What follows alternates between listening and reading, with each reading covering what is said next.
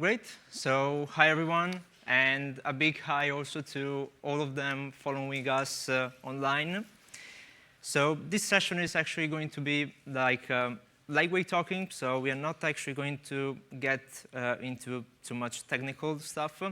But we are going to see we are going to talk about some considerations and key points keep in mind when we are going to develop a wearable application for the first time.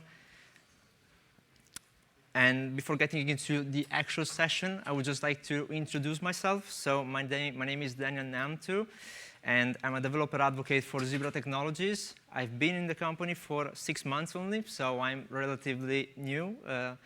But I've been in the Android development. I've been doing Android development for 7 years now. I've been doing Android development since high school. I was doing modding at the beginning and custom ROMs development, if any one of you has ever heard about those.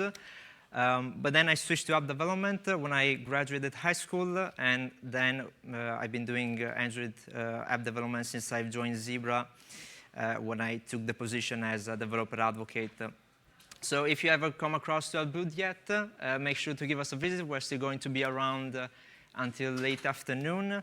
So if you have any questions about Zebra as a company, so we are a manufacturing company. We sell different kind of hardware for different industries. So if you're interested in that and you want to know more about it, we are going to be at the booth. Or if you are going to have any other questions related to our session. OK, so let's get into the session now. So when we talk about developing a wearable application, we are not actually talking about creating an application for a Wear OS-based smartwatch.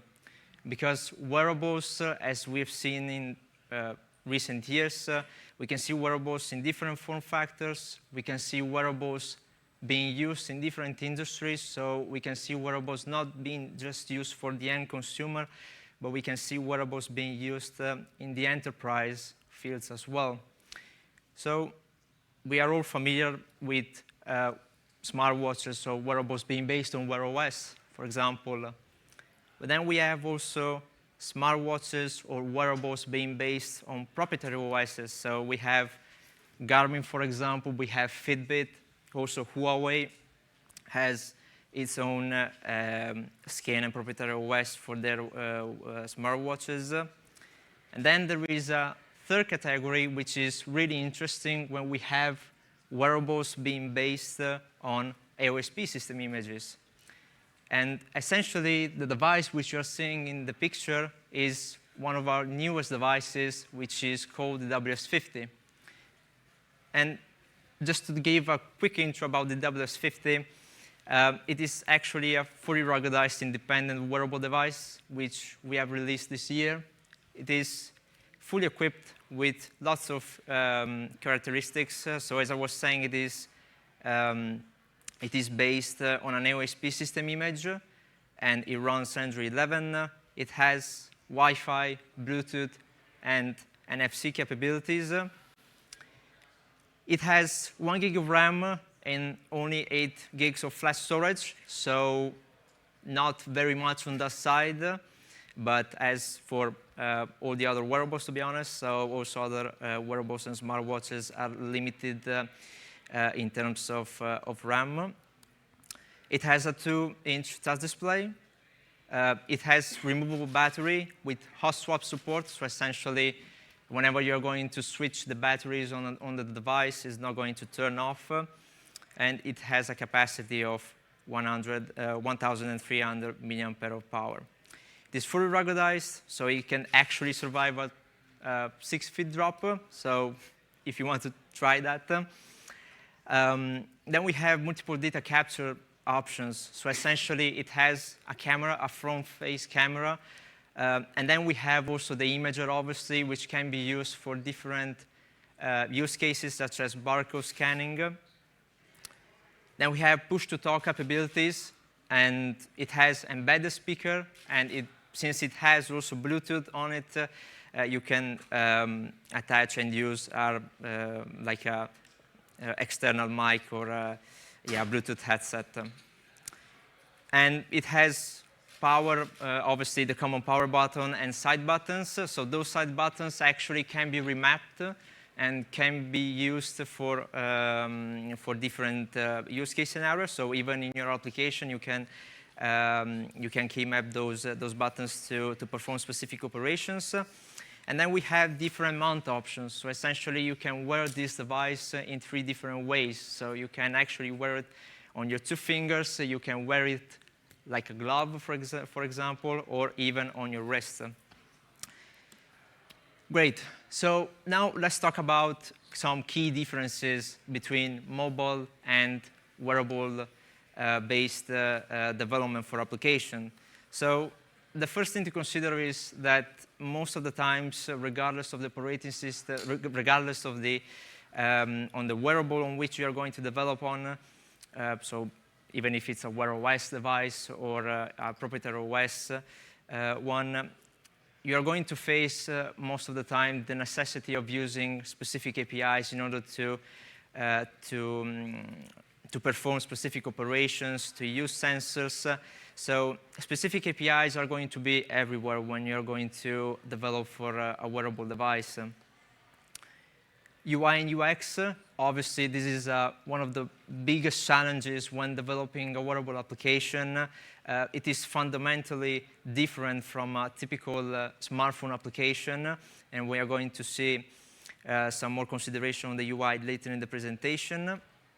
Then we have functionality. So functionality is also important when we speak about wearable applications because essentially when we design the functions and the features of a wearable application, we need to consider that those features have to be for a wearable device. So avoid making features which are not suitable for a wearable device. And then lastly, we have navigation. So navigation, same as UI and UX, is fundamentally different from a smartphone, for instance. So keep in mind that key point as well when developing. And obviously, we are going to speak about navigation later as well.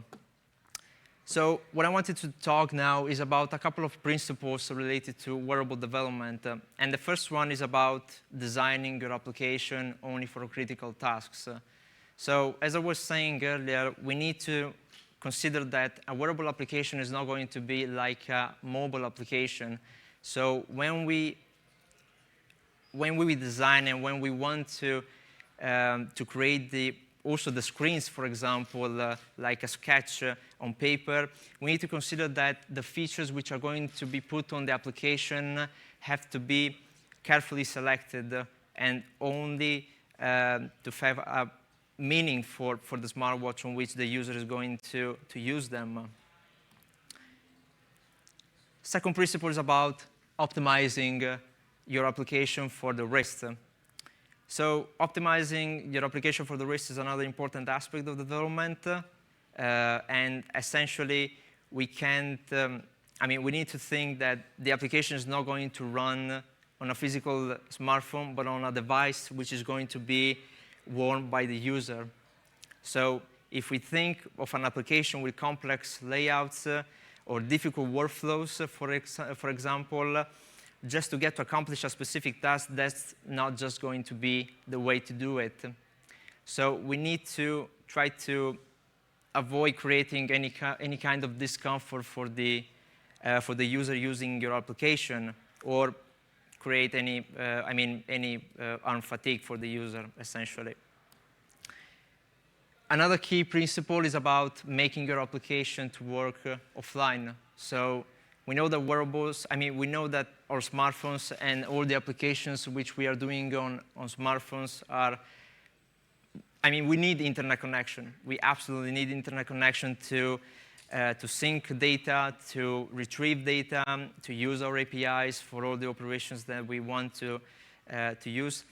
But in the case of wearable devices, that's not always the case, because usually wearable devices, they can be independent, but most of the time are going to be dependent by a smartphone, for example. And if they are not connected to internet, or if they are not connected to the smartphone, applications should be able to still run in some way. So I'm not saying that you should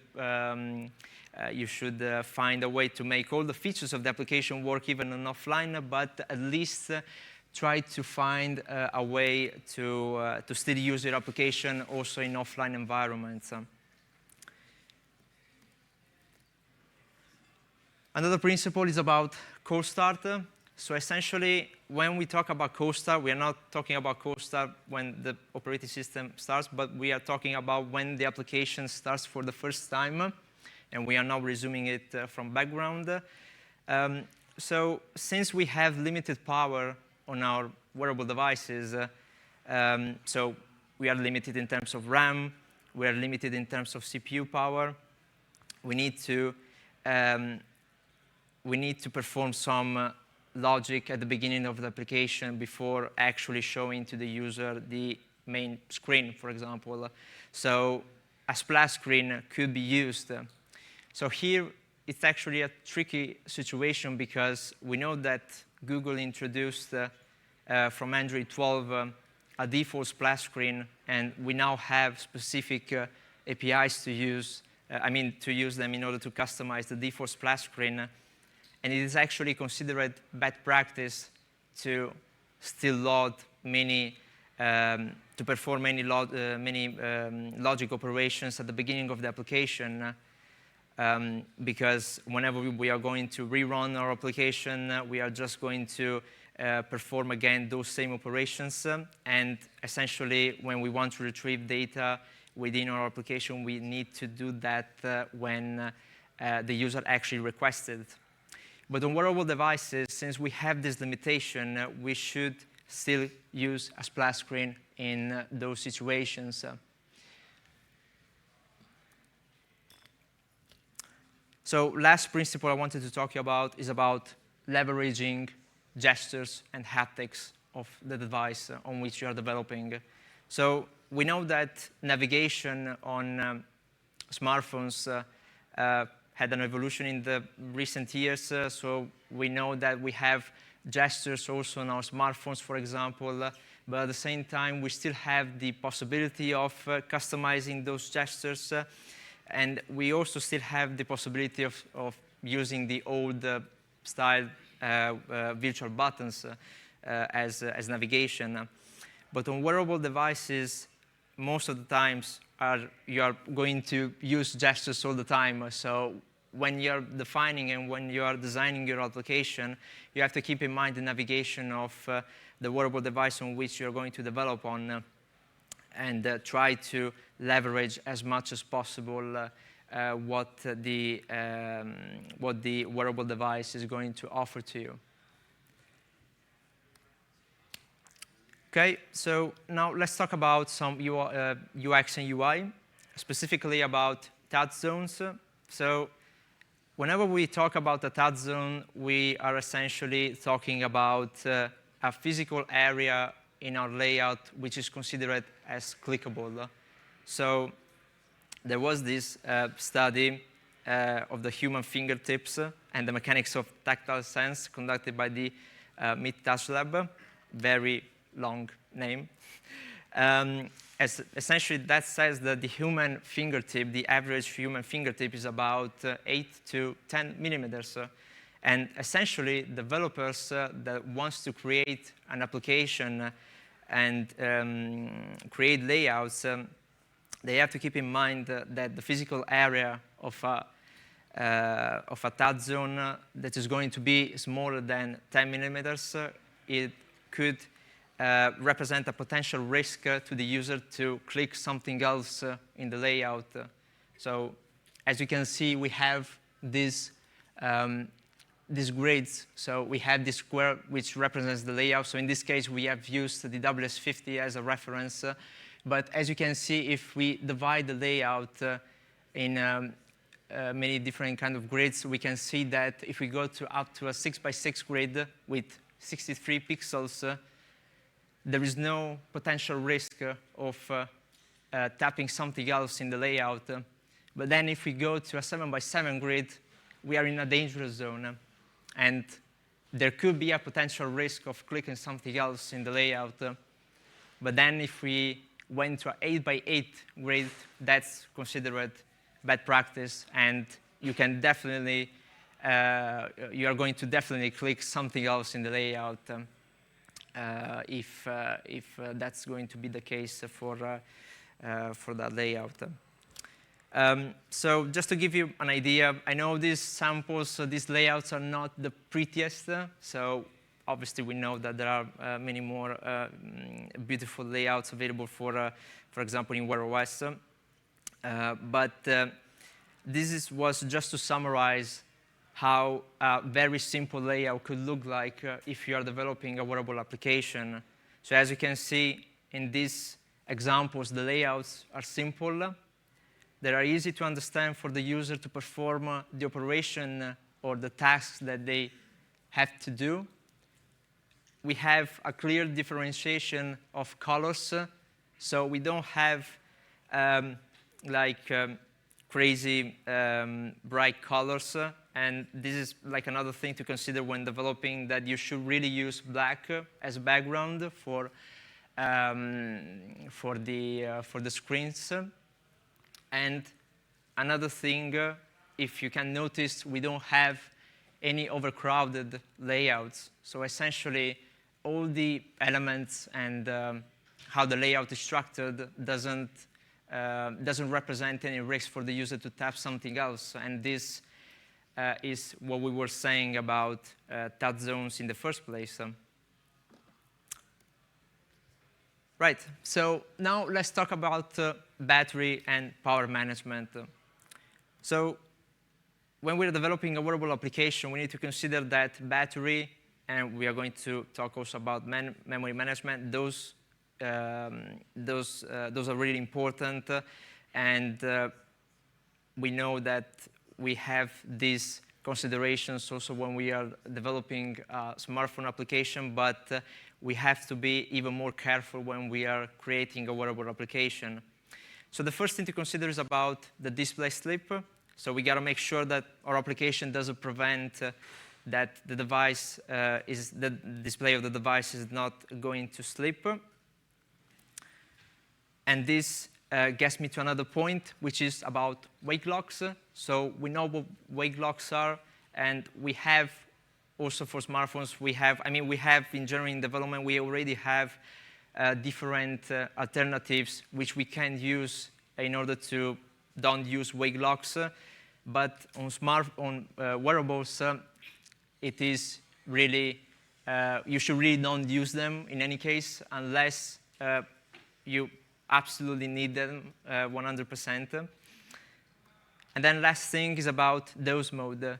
So we gotta make sure that the application, our application, enters and exits the dose mode. Obviously, this is only where it is applicable, and manages its memory consumption in the right way.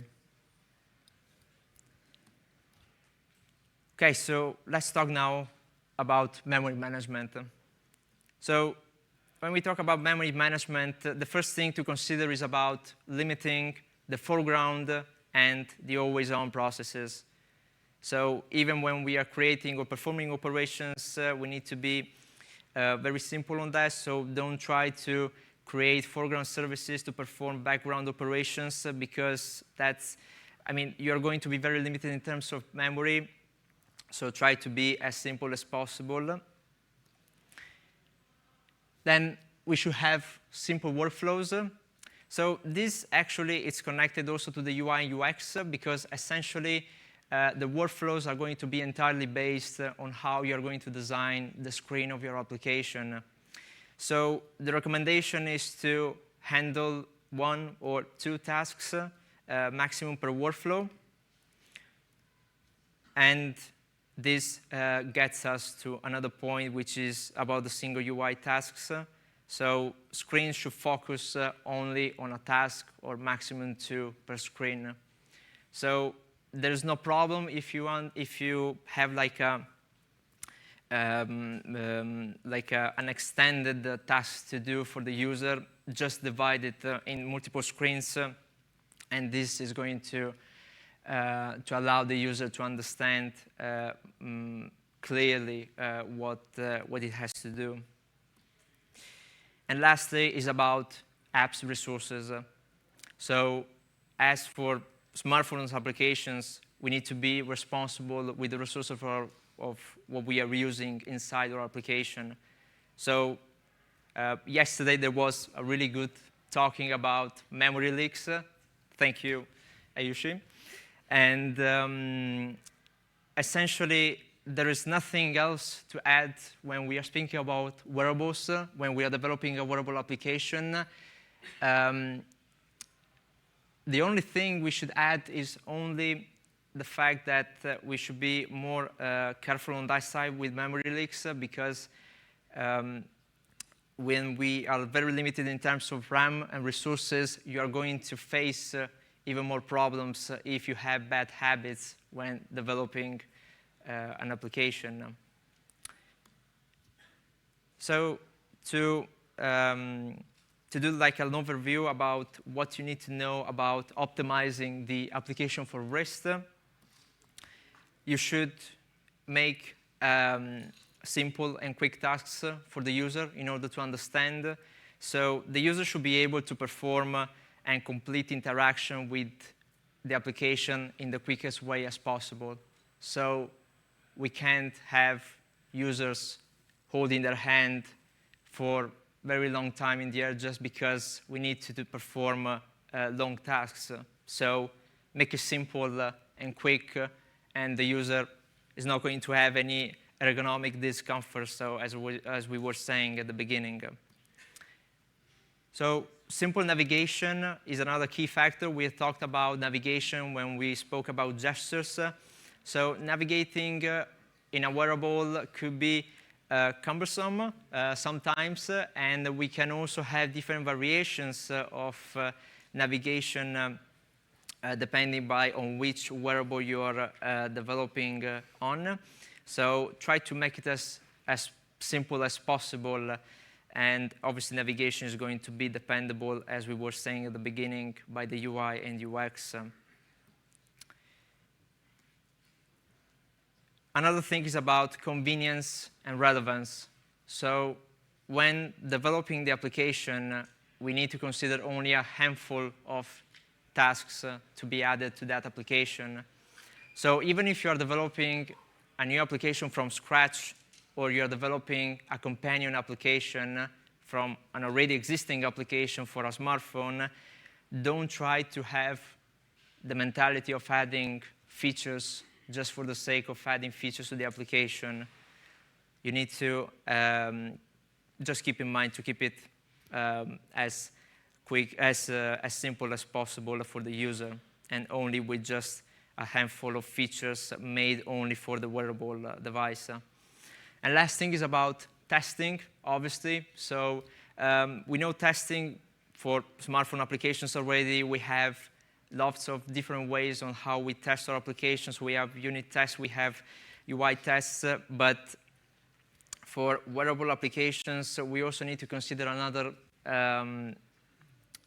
kind of testing, which is like a real use case of testing against ergonomics, for example. So we need to test our application in order to be sure that this is the right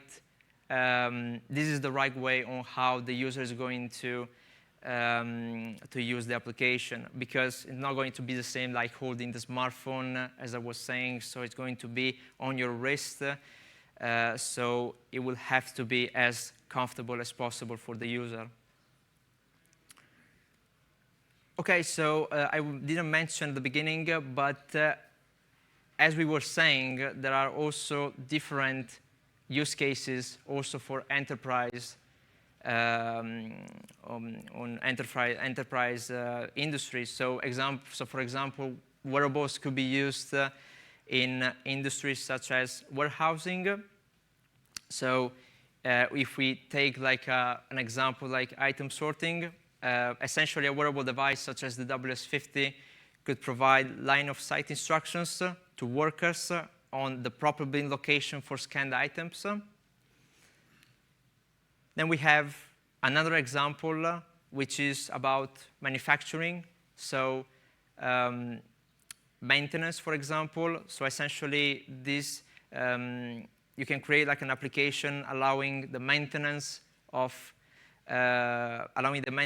and the monitoring of various equipment, like machinery in the factories, and the application will notify the workers about specific alerts or the statuses of the machinery. Then we have also track and loading operations. So essentially, we are in the transportation industry here. So a device like a WS50 could provide high intensity for scanning with audio, haptic, and visual feedback for good and bad scanning. And then lastly, we have also retail, obviously. So in the retail, we can use it for task management. And essentially, a device like a WS50 could allow the supervisors to push messages to workers. And then the workers are going to respond by using push-talk capabilities, by confirming the receipt and the completion of different tasks. So yeah, that was pretty much it. I mean, there is really a lot to talk about wearables in general, but you can actually do like a full workshop on that about development.